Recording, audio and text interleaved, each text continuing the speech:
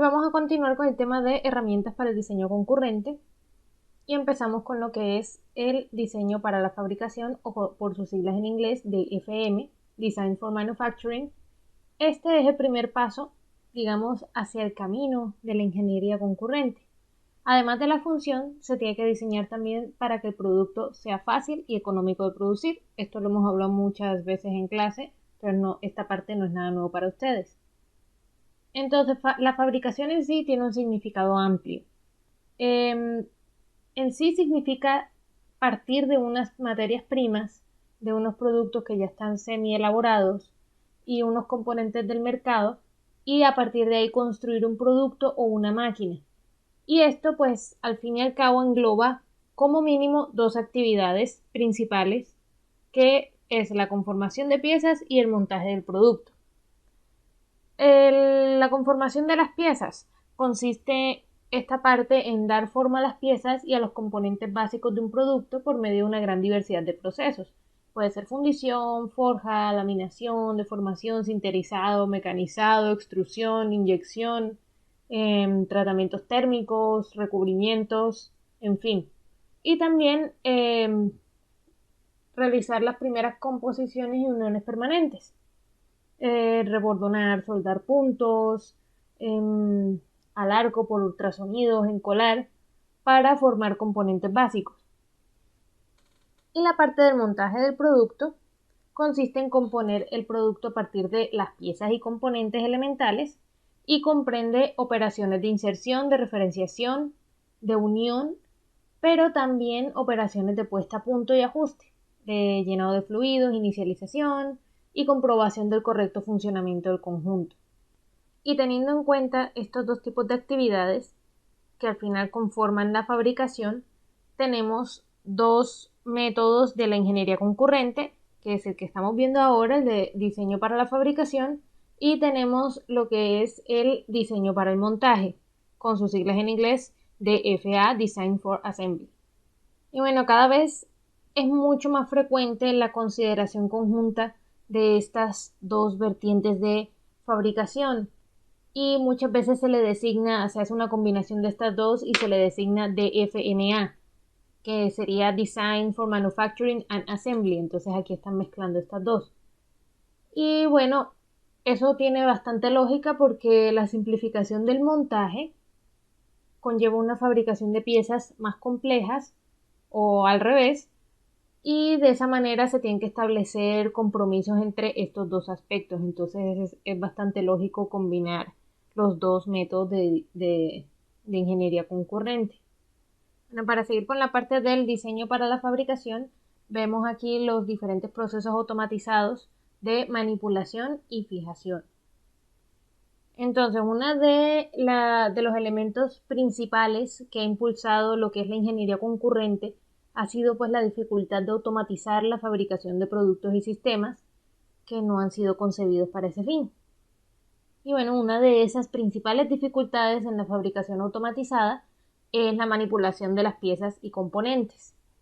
Como para nosotros es tan habitual, a veces nos olvidamos que la flexibilidad de nuestras manos, ayudados por nuestros sentidos, la vista, el oído, el tacto, y encima está controlado por lo que es nuestro cerebro.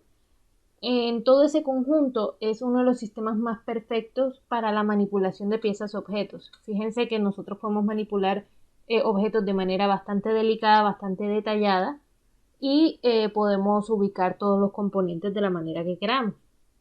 Pensemos en la dificultad que tendría un sistema robótico para simplemente contestar una llamada telefónica de un teléfono fijo tal como lo hacemos nosotros normalmente.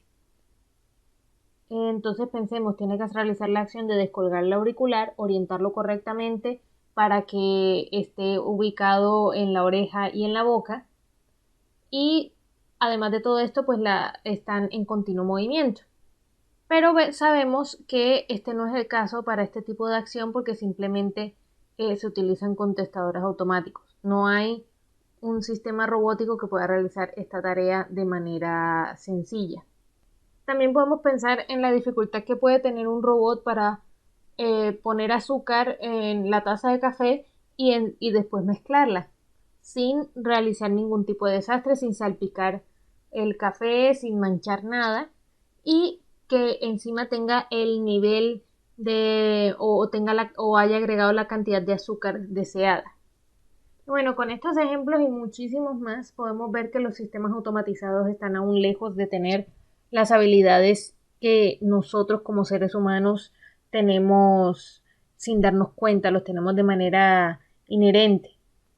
Y aún así, cuando los sistemas automatizados cumplen estas opciones de manipulación como lo hacemos los seres humanos, su aplicación suele ser muy lenta y costosa. Entonces no es práctico. También hay que tener en cuenta que en la automatización el mimetismo puede ser un error, como en el ejemplo de la contestadora. No vamos a hacer un sistema robótico que conteste el teléfono de la misma manera que un ser humano porque se complica todo. Simplemente se programa la contestadora para contestar la llamada dentro de su sistema y grabar la respuesta. Y aún así, cada sistema tiene, digamos, sus ventajas y desventajas, porque aunque las máquinas sean menos flexibles que el ser humano, también vemos que tiene muchas ventajas y pueden realizar tareas que nosotros no, al ser más potentes, precisas en algunas acciones, dependiendo de cuál sean, y mucho más robustas. Ahora, en cuanto a la manipulación, uno de los principales objetivos de esto, en el proceso de fabricación, tanto en la conformación como en el montaje, es mantener el orden correcto de las piezas.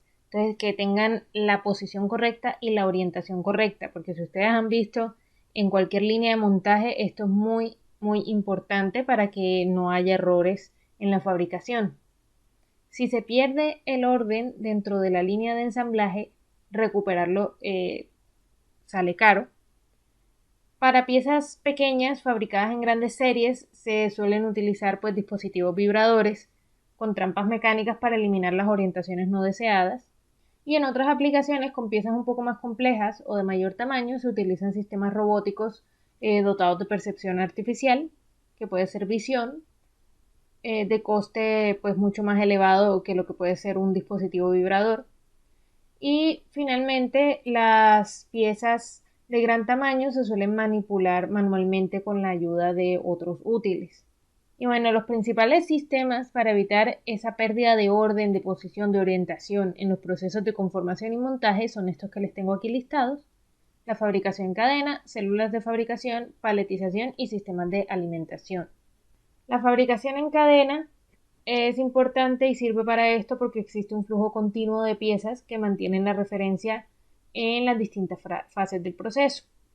Las células de fabricación son parte de lo que es la tecnología de grupos y se suele disponer de un robot de alimentación que mantiene las referencias. Está la paletización, que es la ordenación de las piezas en cajas especiales que permite conformar y montar series medianas y grandes de piezas en procesos discontinuos sin que se pierdan pues las referencias. Pero, ¿qué pasa? Que esto obliga a que la fábrica invierta en palets a medida de lo que se está fabricando. Y están los sistemas de alimentación, que son dispositivos capaces de alimentar ordenadamente materiales o piezas. Y esto, bueno, generalmente se hace a medida. Les tengo aquí un ejemplo de un dispositivo vibratorio para la alimentación de una línea, que es un ejemplo de la parte de la fabricación en cadena, que ya les mencioné que se suelen utilizar dispositivos vibradores. Entonces tienen las diferentes piezas aquí, se utiliza mucho para piezas pequeñas, y todo este tambor va teniendo movimientos vibratorios y las piezas van a ir subiendo en una especie de espiral. Y si no están en la posición correcta, hay una sección donde se caen otra vez hasta que tengan la posición que es. Cuando tengan la posición correcta, pueden llegar al final y continuar en la línea de ensamblaje. Este es otro ejemplo para que lo vean mejor. Tienen las piezas aquí y van subiendo por esta parte, y si no tienen la posición correcta se caen de este lado, y si sí la tienen pueden continuar su camino y ven que incluso como están en la posición correcta se enganchan de una barra de metal que tienen aquí y se enganchan esta parte y ven que todas las piezas están en la misma posición para seguir en el proceso de la línea de ensamblaje. Ese tipo de trampas mecánicas de las que les estaba hablando sirven precisamente para eliminar esas orientaciones no deseadas. Aquí vemos 3 tipos dependiendo de la forma que tiene la pieza. Entonces vemos aquí cuando son partes cilíndricas, tenemos aquí una parte que puede ser cualquier trozo de metal que sirva para limitar el diámetro que tienen que tener estos cilindros.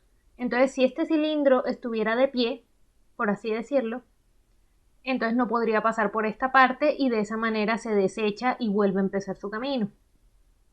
Y lo mismo pasa en esta parte, hasta que vemos que pasan en esta posición hasta continuar con la línea de ensamblaje. Vemos casi los mismos elementos cuando hablamos de una parte que es como si fuera una copita. Si es una parte hueca, no es un cilindro cuyo agujero pasa a través de toda la pieza, sino que vemos que tiene un fondo. Entonces tiene estas 2 partes igual que teníamos acá con la pieza cilíndrica, pero además de eso vemos este espacio aquí que si el agujero está viendo hacia abajo, entonces se engancha en esta parte. Si ven que tiene como un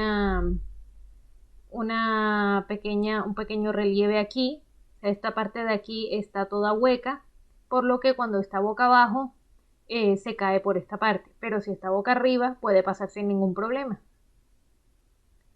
Y acá vemos más ejemplos con unos discos que también se utiliza mucho esta parte.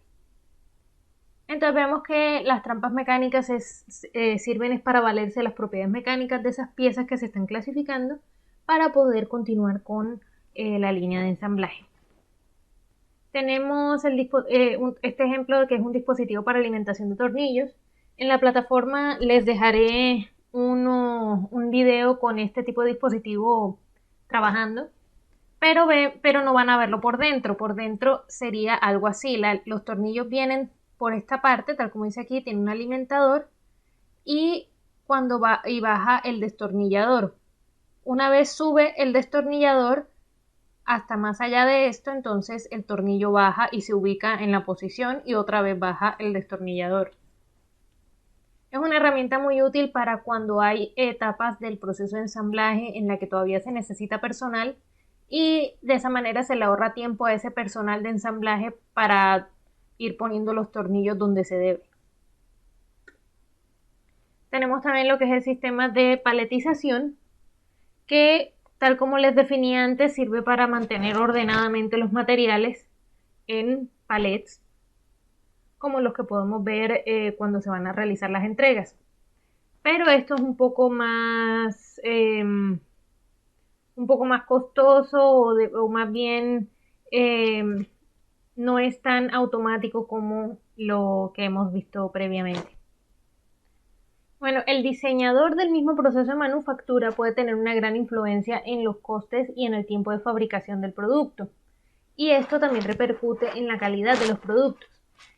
Y bueno, hay que tener en cuenta que toda decisión que se va tomando acerca de materiales, de formas, de dimensiones, tolerancias, acabados, componentes, uniones, todo esto afecta a distintos tipos de aspectos dentro del producto, que se los tengo listados aquí. Digamos que estos son los más determinantes, puede haber más.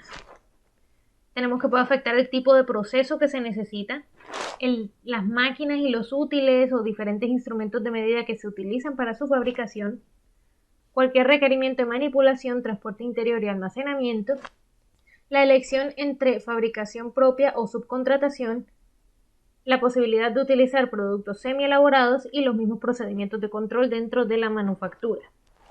Teniendo en cuenta esto, tenemos que las guías de referencia son de gran utilidad para orientar el diseño para la conformación del producto, que están todos relacionados con los principales procesos de fabricación. O sea, no van a encontrar para cualquier tipo de proceso una guía de referencia, sino que se van a utilizar para los más comunes. Les voy a mostrar ahora varios ejemplos de estas guías de referencia en las que se indica cada una de las recomendaciones y en las etapas en las que tiene incidencia. Entonces vamos a ver las recomendaciones para ese tipo de proceso de fabricación, luego en qué etapas tiene más incidencia, que entonces aquí se le va a poner si es el diseño, una D, el utillaje o el proceso o el mecanizado posterior. Y luego vamos a ver otra columna que serán los efectos, que son los que tienen más repercusión, que puede ser en el coste y en la calidad. Empezamos aquí con las guías de referencia y les tengo primero la guía de referencia para el diseño de piezas fundidas. Recomendaciones en general son estas que les pongo aquí, las etapas en las que hay mayor incidencia y los efectos que tiene. Tenemos como primera recomendación procurar formar cuerpos sencillos que sean de fácil desmoldeo y de ser posible sin la necesidad de nollos.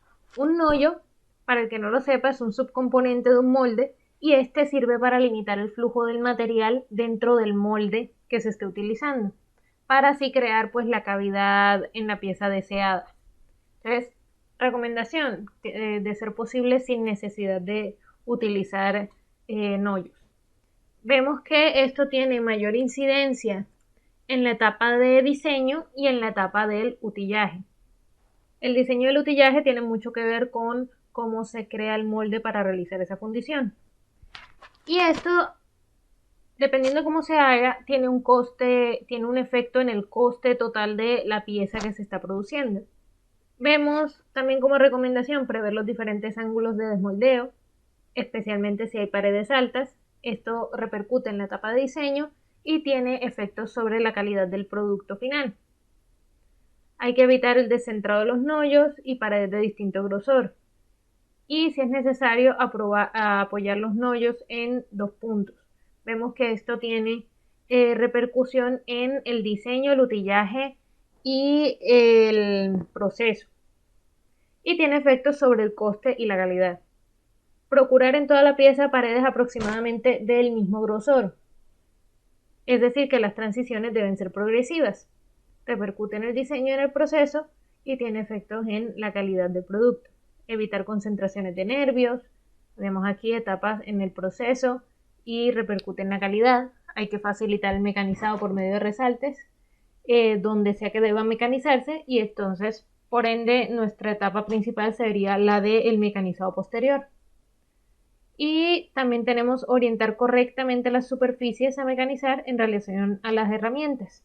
Esto también repercute en la etapa del mecanizado posterior y tiene efectos sobre el coste y la calidad. Aquí les tengo la guía de referencia para el diseño de piezas forjadas. Entonces tenemos la misma dinámica que con la tabla anterior. Entonces, ¿qué recomendaciones hay?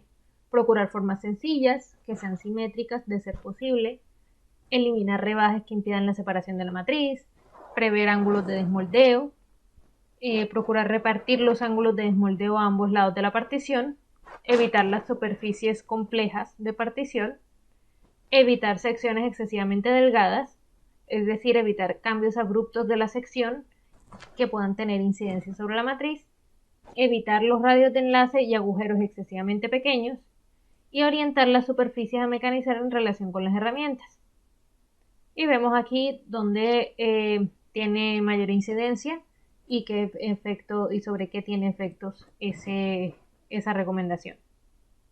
Aquí les tengo para el diseño de piezas taladradas, que hay que tener en cuenta y que procurar realizar los agujeros pasantes, hacer que las superficies de entrada y salida de la perforación sean perpendiculares a la dirección de la herramienta, que no les quede torcido, prever las formas adecuadas para los agujeros ciegos. Si estos deben enroscarse, entonces prever la longitud del agujero mayor. Aquí está la guía de referencia para el diseño de piezas torneadas, en el que hay que procurar dar formas simples, prever los diferentes radios de acuerdo a las herramientas, evitar ranuras y formas interiores, prever las zonas de agarre y, en su caso, prever el apoyo del extremo. Evitar tornear piezas con diferencias de diámetro excesivas y hay que dar tolerancia solo a las partes que lo requieran. Otra vez, dónde está incidiendo en qué etapa y los efectos.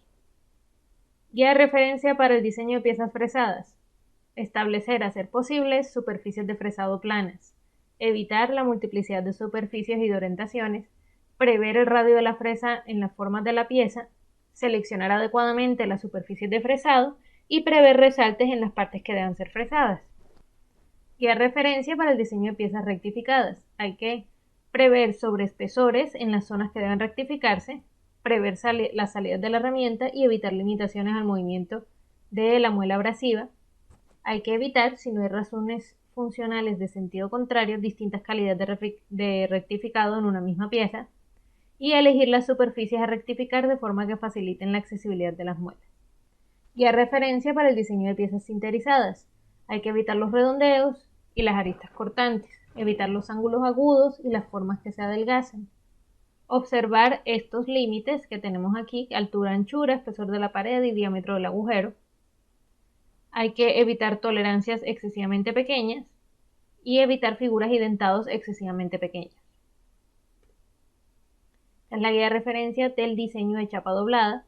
Hay que evitar piezas que tengan un número excesivo de pliegues y, de ser posible, hay que repartirlos en varias piezas. Hay que dar un valor mínimo al radio interior del plegado. Hay que prever una distancia suficiente para el doblado de los agujeros y es preferible doblar el corte por el medio.